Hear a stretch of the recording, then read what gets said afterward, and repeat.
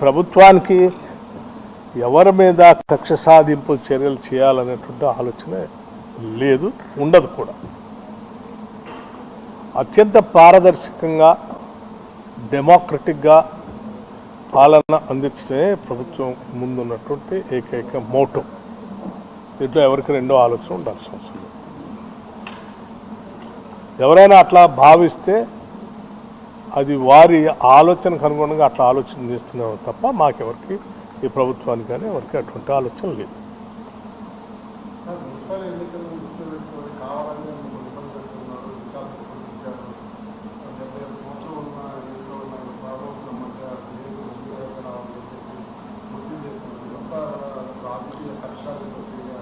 నేను ఇప్పుడే చెప్పాను, అటువంటి ఆలోచన కానీ కక్ష సాధింపు ఆలోచన కానీ ఈ ప్రభుత్వానికి ఎక్కడా లేదు, ఎవరికీ లేదు.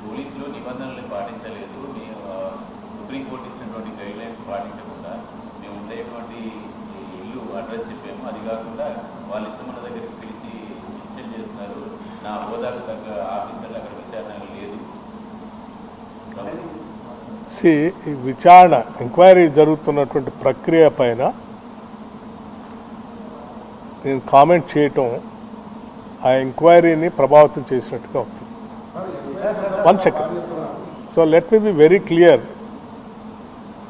జరిగే విచారణ అధికారికంగా చట్టబద్ధంగా జరుగుతూ ఉంది. ఆ విచారణ పూర్తి అయిన తర్వాత ఏం చెప్పాలనుకుంటారో, మేమేం మాట్లాడాలనుకుంటున్నాం మీరు మాట్లాడితే అప్పుడు సమాధానం చెప్తారు. ఇప్పుడు మాత్రం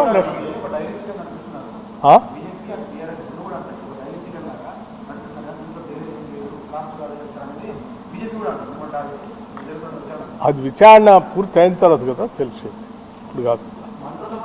విచారణ అంతా దేని మీద జరుగుతుంది? మీరు దేశ రక్షణ కోసం ఉగ్రవాదాన్ని, తీవ్రవాదాన్ని కట్టడి చేయటం కోసం ఉపయోగించాల్సినటువంటి చట్టపరంగా అంది వచ్చిన ఆ ఫోన్ ట్యాపింగ్ అనే విధానాన్ని మీరు వదిలేసి మిగతా వాళ్ళ మీద, వ్యక్తులపైన, వ్యక్తిగతమైన జీవితాలపైన చేశారని చెప్పి ఆ రోజు కొద్దిమంది వ్యక్తులు కంప్లైంట్ ఇచ్చిన దాని మీద జరుగుతూ ఉన్నట్టు. ఉదాహరణకి ఎవరు మన పార్లమెంట్ సభ్యులు